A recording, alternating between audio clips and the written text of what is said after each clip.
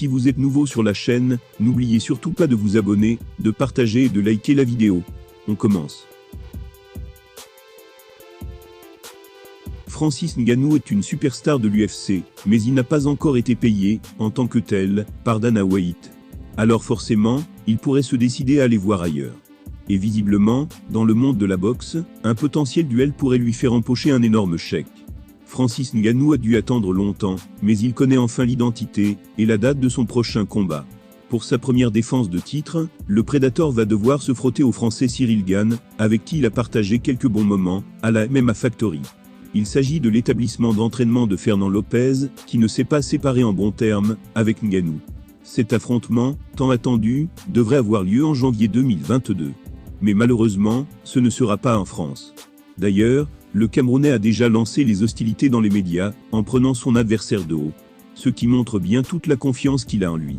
Il attend visiblement le combat face à Jon Jones, mais vu la situation personnelle de ce dernier, ce n'est pas demain la veille.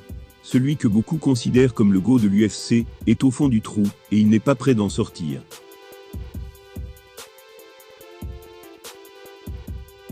Alors, suite à ce duel face à Cyril Gane, Francis Ngannou pourrait être tenté d'aller voir ailleurs, pour empocher un énorme chèque, que le patron de l'UFC semble réticent à lui offrir.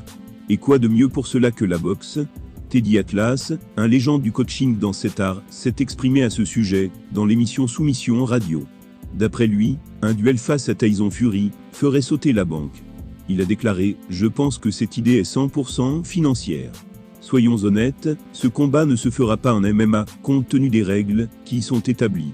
Et de l'autre côté, si le combat se passe en boxe, ça ne va pas être facile.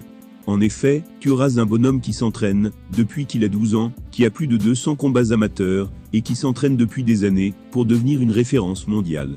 Il est clair que ce gars aura un énorme avantage, un avantage insurmontable.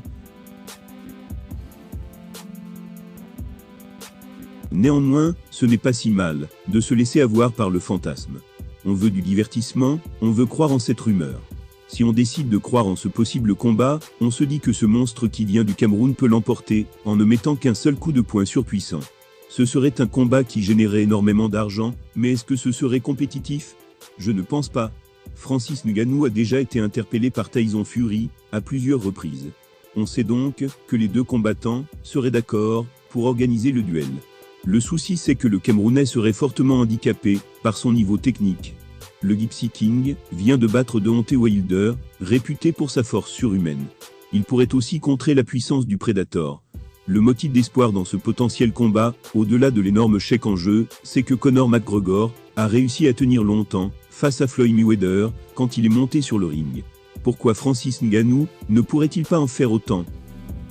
Essaye-moi ça. Bah, KO.